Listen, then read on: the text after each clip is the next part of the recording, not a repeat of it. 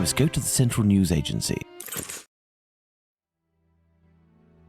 I am at the press agency where Bulling works.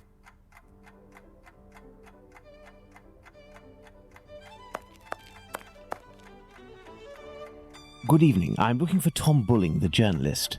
He isn't here. He must be sleeping off somewhere. He gave me a tip. He wanted to save a scope for me. He always gets a good dirt, and yet when he comes in here, it's just to warm his behind. Look, he pulled his desk over the stove.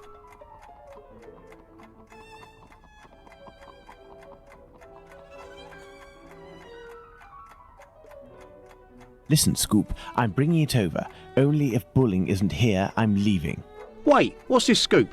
Bulling promised me a reward for info. There's a charlatan who does spiritualist seances that are a little bit special. He steals corpses from the morgue, puts makeup on them, dresses them up, and then uses them as puppets. I'll give you your dues. We'll pay you if this info is true. I'll write down the address of the hideout on the crook's leaflet, but the police will be in on this one, so you better get there in time. Understood. I'll go alone. Too bad for Bulling. Hey, you wouldn't have a little something in advance?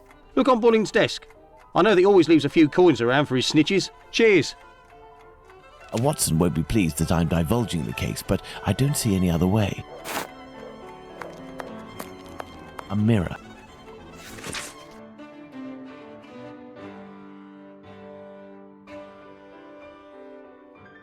Bulling's boss, Mr. Moore, seems to be protecting the journalist. Queen Victoria, to keep the journalists on their toes, I suppose. I would imagine these are compartments to organize the paper's incoming dispatches.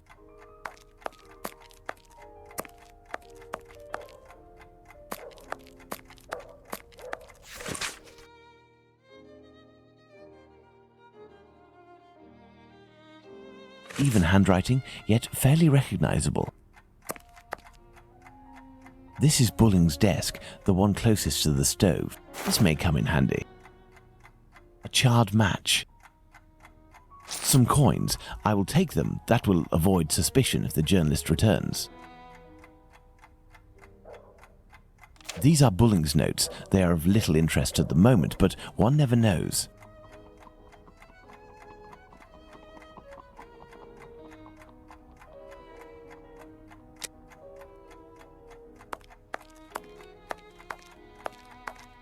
The fire has almost gone out, but the stove is still burning hot. Bulling recently used the stove. The fire has almost gone out, but Bulling recently used the stove.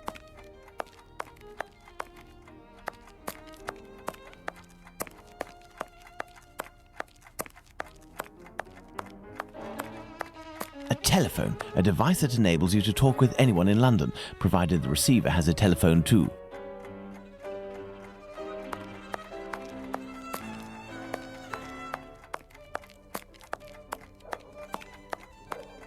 The fire has almost gone out. Bulling recently used the stove.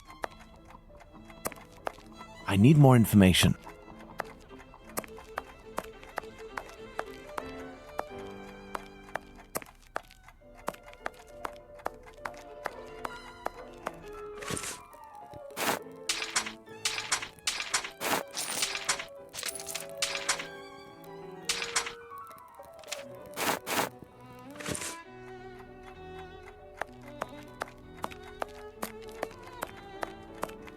The fire has almost gone out. Bulling recently used the stove.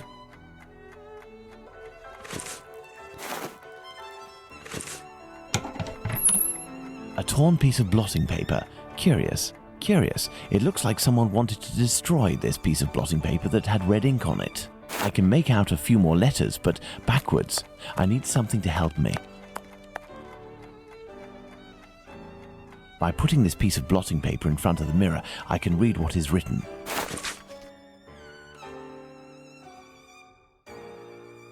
Apparently, our journalist gets his information by telephone too. Sadly, the name is almost erased.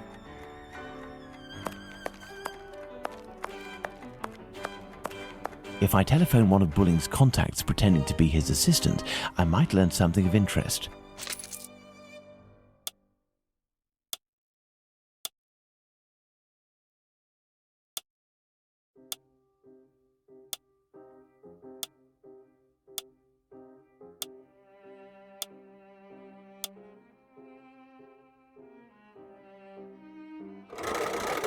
Walesby 1875, an ingenious way to save his contact. Central, Walesby 1875, if you will. Thank you, I will wait. Walesby, I am listening. Hello, my dear man. I'm calling on behalf of Tom Bulling. Bulling? So you know where this hypocrite, this liar, this... Not at all. He is currently unobtainable. In the meantime, he has left me with a note asking me to pursue his work, and he told me that you were aware... That's just great. I dropped everything off at his agency, but he didn't even bother to do the same for me. Tell me he at least gave you the information that I was asking in return. I am ready, sir. I'm listening. Do the police have a suspect for the bizarre theft of cigarettes and carrots that took place at the Commercial Street Market?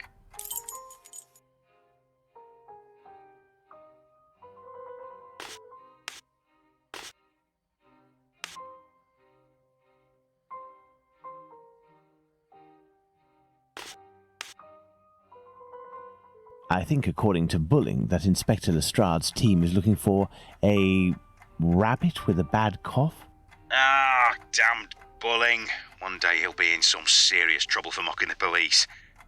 And now, can you tell me, with regards to the parliamentary scandal, what did the head of the Whig Party respond to the Tories who were treating him as a great incompetent?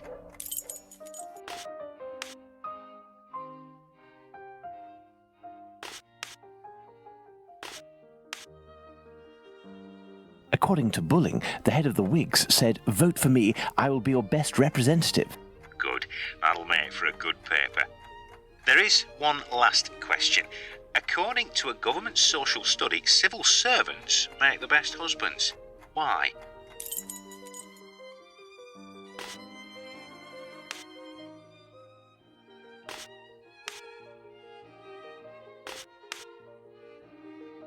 I believe I can confirm that it is because civil servants aren't tired and have already read the paper when they come home from work. Very true. Good. It seems like Bulling has finally done his work. As everything is all in order, can you now tell me where the information is that you sent to the agency? Yes. There is a large brown envelope near the dispatch cabinet. It's in there that we exchange our tips with Bulling. 1,000 thanks. Goodbye, sir. My salutations to Bulling.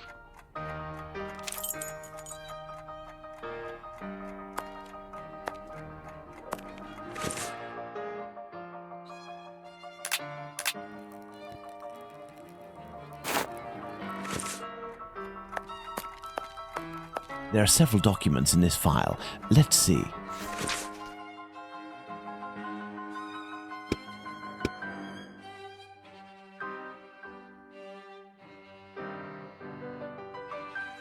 I wonder why Bulling is studying this tale about Spring Heel Jack so meticulously.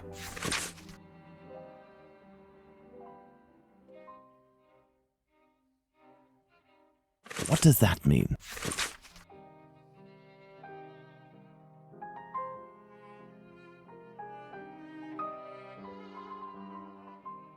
Well, well, a piece of information about the murders transmitted exclusively to the police without informing the press. That has piqued my curiosity. Perhaps I should go to the police station to get more information.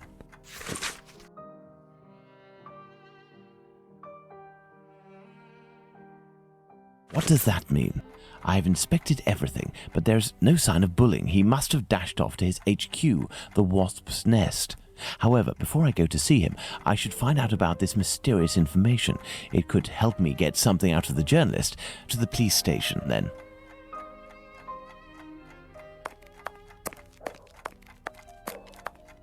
Let's go to the police station.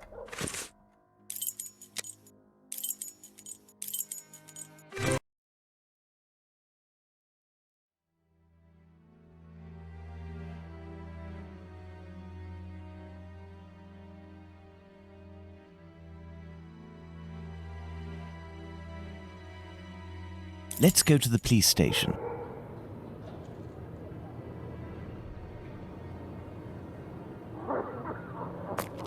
Come, come. Back again, are we? Come this way, good man. The inspector has a few questions to ask you. Here is the man, Inspector. Congratulations, Humphreys. So, my lad, one would say that you owe us a bit of an explanation for having left something with us. What is your full name and profession? Sherlock Holmes, consulting detective. Well, how about that? Mr. Holmes, can you explain this get-up, your presence in the neighbourhood despite my instructions, as well as this most opportune restitution of jewels? Firstly, I should tell you that not being under your command, I never understood what you said as an order, but rather as advice. I thought I would be wise to follow them to a certain extent. I intended to explain the stolen goods sooner or later. My presence here will allow me to fill you in on a few conclusions that... If it is in regard to the Whitechapel murders, it won't help us much.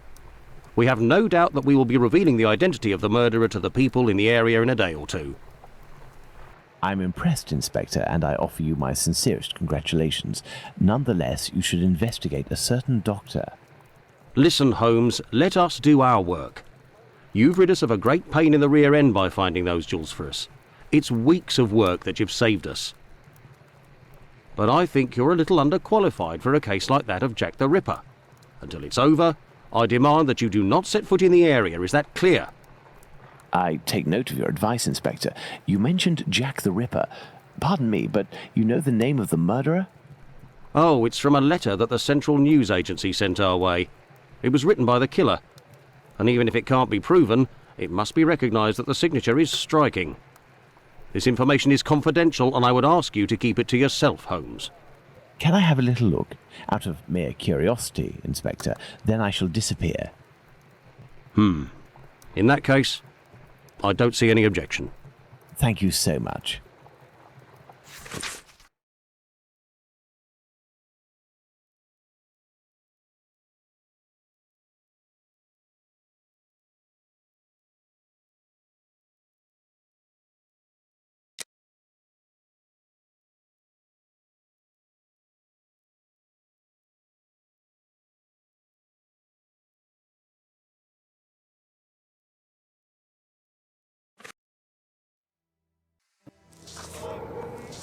Me? Not up to discovering who Jack the Ripper is?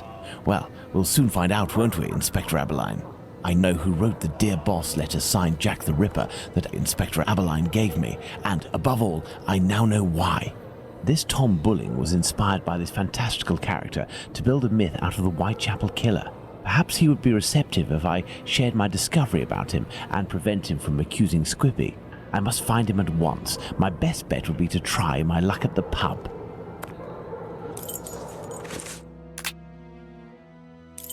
Ah, Holmes, I got your message, and here I am. What do you think, Holmes? Perfect, Watson. That oaf Bluto is looking for us with evil intentions, and he may be hiding here. I will try to get more information inside. You, Watson, will be our lookout, and at the slightest suspicious sound, do not hesitate to call the constable on his rounds.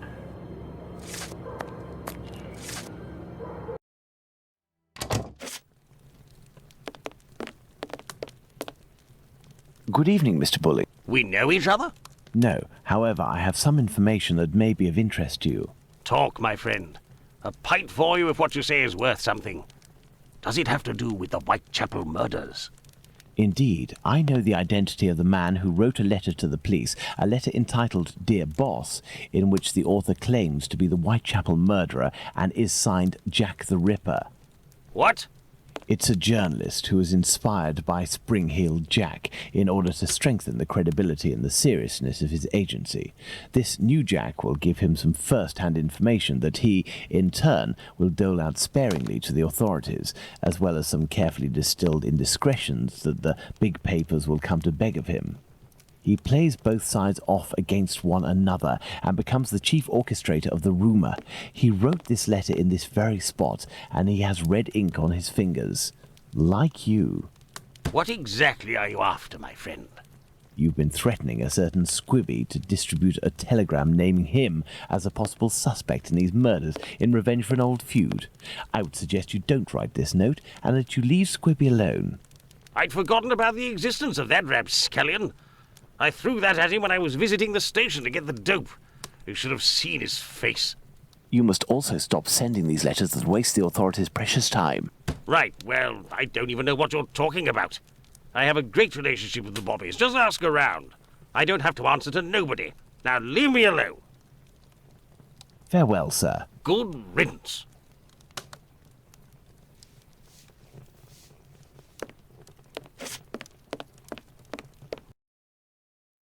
Let's hurry to the police station, Watson. We are close to our goal. Squibby will be able to reveal what he knows about Tumblety. Squibby, so that's it. You're a free man again. We were just coming to the station to find you. Yeah, the bobbies agreed to let me go and I came to see Bluto before ferreting you out. So, you've seen the newspaper man? Yes, he is in the pub and everything is taken care of, but I'm waiting to hear what you have to say about Dr. Tumblety. Okay, but we have to be quick. One night, I goes to see Bluto in his hideout that ain't far from the boarding house where this Tumblety bloke has a room. I see him coming in too. He must have been on one real binge. To the point, the Tumblety fella was there, and he smiles at me, all nice like. He tells me he's a great Yankee doctor, but my business interests him. I'm interested, I tell him, but I'm not the type to just jump right in without getting to know a person, see? He invites me around to his room to talk business, just him and me. We empty a bottle or two, and all of a sudden, like, he wants to show me what he's got in this big trunk that he always carts around places. I just about vomited, see? In these jars, just like pickles, you know, there were pieces of meat. And he whispers that it's the lady bits of some old dames.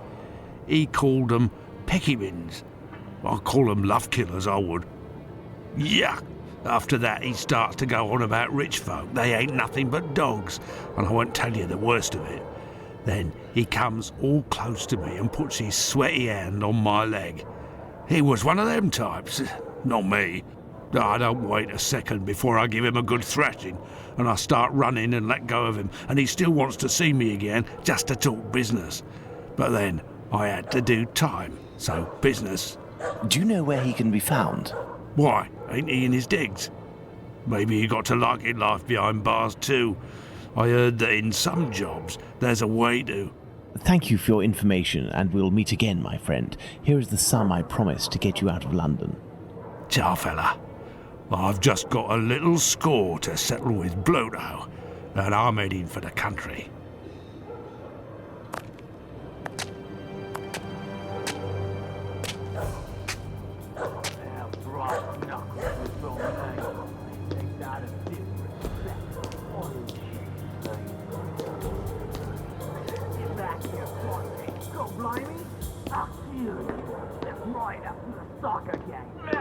Lipski!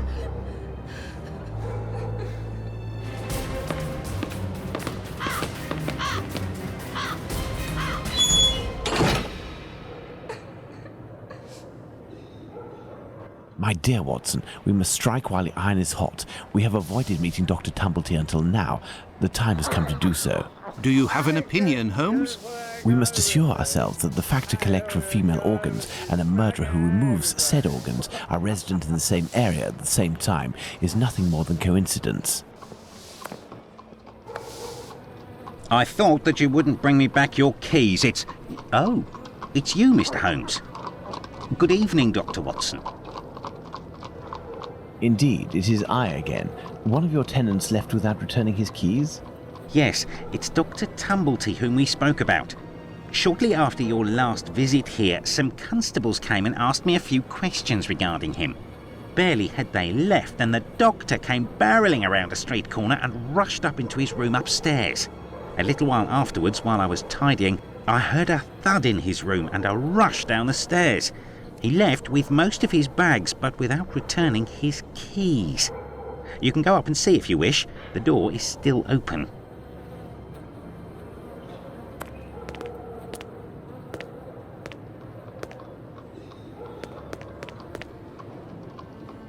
Careful, Watson. Do not walk around here until I've inspected these marks.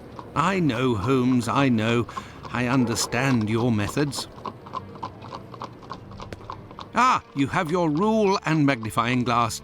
I thought that you had forgotten them, Holmes. I never forget the essentials, my dear Watson.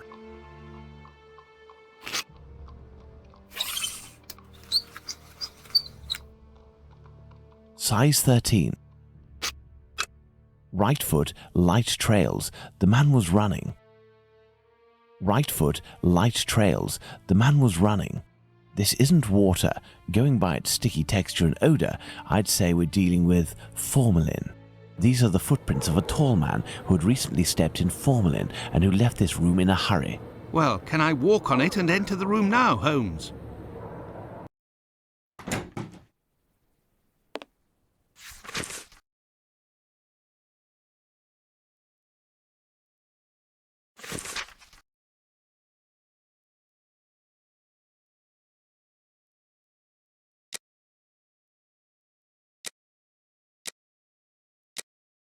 This Dr. Tumblety seems to be attracted to men more than women, that much is clear. So, the doctor has a handgun, and he would use it to restrain young men, perhaps. There are a few pieces of a large glass jar in this puddle. The man who left the footprints on the ground must have walked in it while fleeing.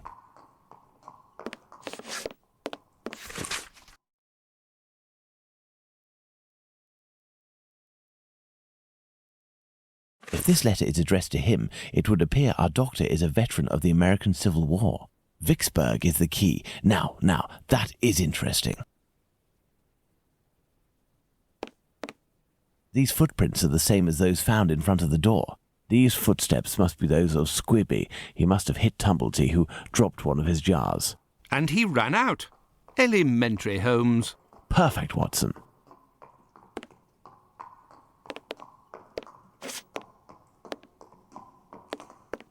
Going by its size, this enormous trunk must be a wardrobe. These brackets are rather unusual. What do you think, Watson? Let's see, Holmes. These are the names of the battles from the American Civil War. Let's see. 5 latches, each fitted with a 6-number combination system.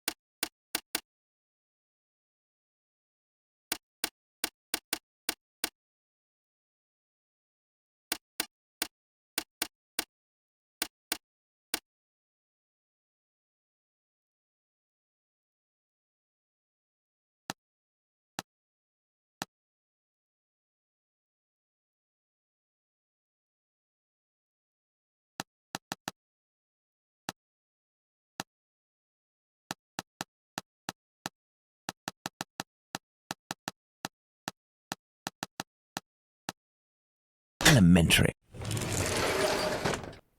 This is dreadful, Holmes.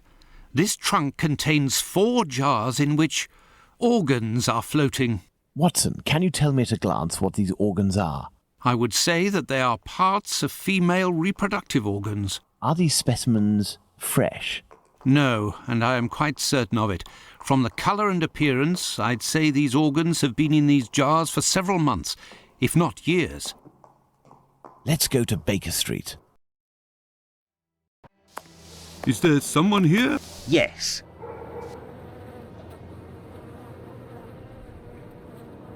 What's going on, Finley? You seem to be in a panic. The 2 police officers wanted to know if someone suspicious had entered here. The Whitechapel killer has struck again. And if I understood correctly, he killed 2 women in the past few hours. Where? I don't know. The police didn't tell me anything. Quick, Holmes, we must catch up with them. Certainly not, Watson. Mr. Finley, do you know if the doctor had any other pieces of luggage up there apart from this trunk? 1 or 2, I think. Do you take care of the doctor's laundry? My wife does laundry for the tenants once a week. The sheets likewise. Would you be kind enough to let us know as soon as possible if the doctor shows up again? Certainly. I'm just worried that he won't be back, you see, and I'm annoyed about my keys. Holmes, I don't follow. The Whitechapel killer is, at this very moment, very close by, and we are just staying put, twiddling our thumbs. The Whitechapel killer has always been nearby, and what will we do? Go back to the scene of the crime or crimes and mix with the onlookers and trample the crime scenes even more? No, our time will come. Let's return to Baker Street. Let's go back to Baker Street. Home, sweet home. We were less than 200 feet away from the first victim a few minutes before she was murdered. We might even have heard the murderer's voice, and we haven't done a thing for the past week. You're the one not doing anything, Watson. For my part, I have been working, and as you know, I've made good use of this week by tracking down and verifying all of the solid facts on these 2 murders to write up the notes that are on my desk, read them over again and try to gain a bit of perspective.